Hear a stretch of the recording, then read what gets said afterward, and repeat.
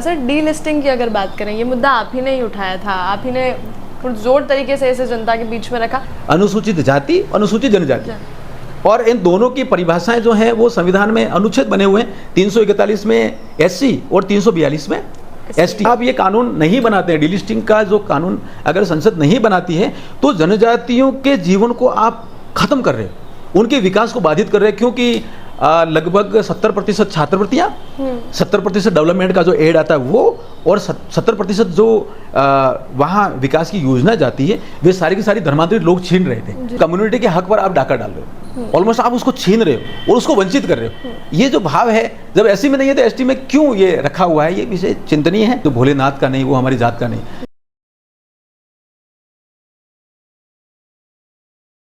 Sir, D listing की अगर बात करें, ये मुद्दा आप ही ने ही उठाया था, आप ही ने पुरजोर तरीके से इसे जनता के बीच में रखा।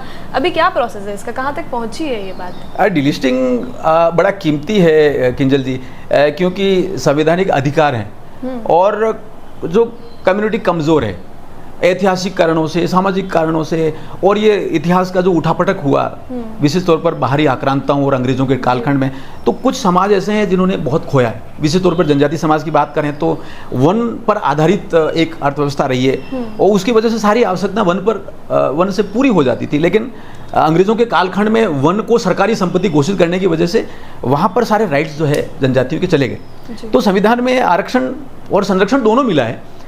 तो आप देखेंगे दो तरह की कम्युनिटी जिसको संविधान में मूल रूप से आरक्षण मिला है, अनुसूचित जाति, अनुसूचित जनजाति, और इन दोनों की परिभाषाएं जो हैं वो संविधान में अनुच्छेद बने हुए हैं। 341 में एससी और 342 में एसटी ऐसा परिभाषित होते हैं, और वो राष्ट्रपति के वहाँ से अधिसूचना निकलती है सरकारी तौर पर। आप देखिए कि एससी की जब अधिसूचना निकली तो उसमें ये प्रावधान किया गया कि जिन लोगों ने एससी की जो मूल संस्कृति उसको छोड़कर ईसाईयत या इस्लाम में वो चले गए हैं तो वो एससी नहीं कहलाए।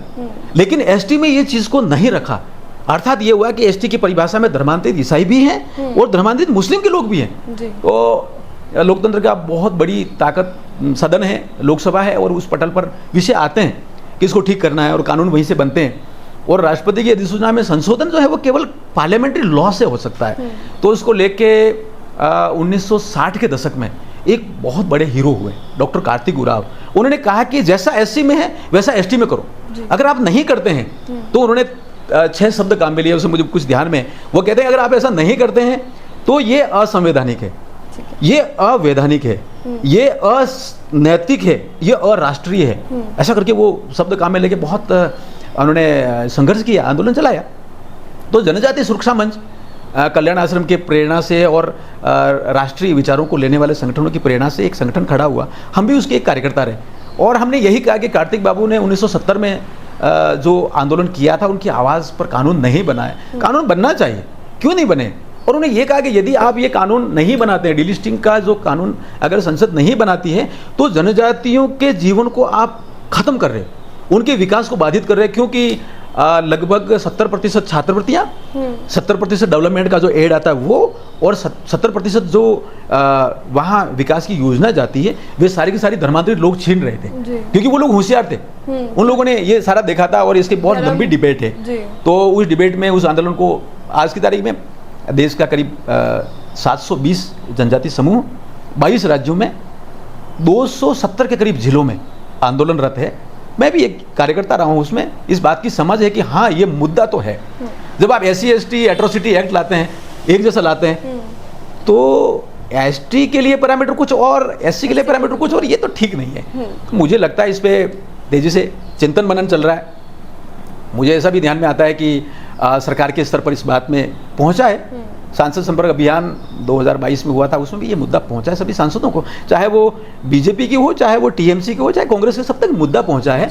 तो सब लोगों ने विचार किया कि ये तो बहुत शॉकिंग इशू है, ये शायद ऐसा कैसे हो गया। सब लोग चिंता कर रहे हैं। जो न्यायप्रिय लोग हैं वो सारे चाहते हैं। मुझे लगता है निकट भविष्य में इसका समाधान ज़रूर होगा, और जो जिम्मेदार मंत्रालय हैं और माननीय प्रधानमंत्री जी, उनके ध्यान में ये विषय आया तो बहुत जल्दी कुछ ना कुछ अच्छा होगा, ऐसा मेरे मन में भावना है। समराइज तौर पर इस बात का खैर मतलब ये है कि जिन लोगों ने अपनी जो भी मूल उनकी कास्ट थी वो छोड़कर कोई और अगर धर्म अपना लिया है, मान लीजिए कि आइदर इट्स मुस्लिम या फिर क्रिश्चियनिटी, तो उनको वो जो लाभ है वो नहीं मिलने चाहिए। हाँ। तो वो लिस्ट डीलिस्ट कर देंगे। बिल्कुल यही है, समराइज यही है जो मैं लोगों तक। हाँ यही है। जब वो कोई धर्मांतरित हो गया तो वो माइनॉरिटी हो गया, तो उसका जो लीगल स्टेटस है वो चेंज हो गया। चेंज हो जाना चाहिए। आप माइनॉरिटी के बेनिफिट ले रहे हो तो आप एसटी में क्यों ले रहे हो? एसटी के तो लगभग ऐसा ही है कि जैसा कि एसटी के जो मूल संस्कृति वाले हैं, जिनको लेके संवैधानिक कानून बना है, तो उस कम्युनिटी के हक पर आप डाका डाल रहे हो, ऑलमोस्ट आप उसको छीन रहे हो और उसको वंचित कर रहे हो। ये जो भाव है, जब एससी में नहीं है तो एसटी में क्यों ये रखा हुआ है, ये विषय चिंतनीय है।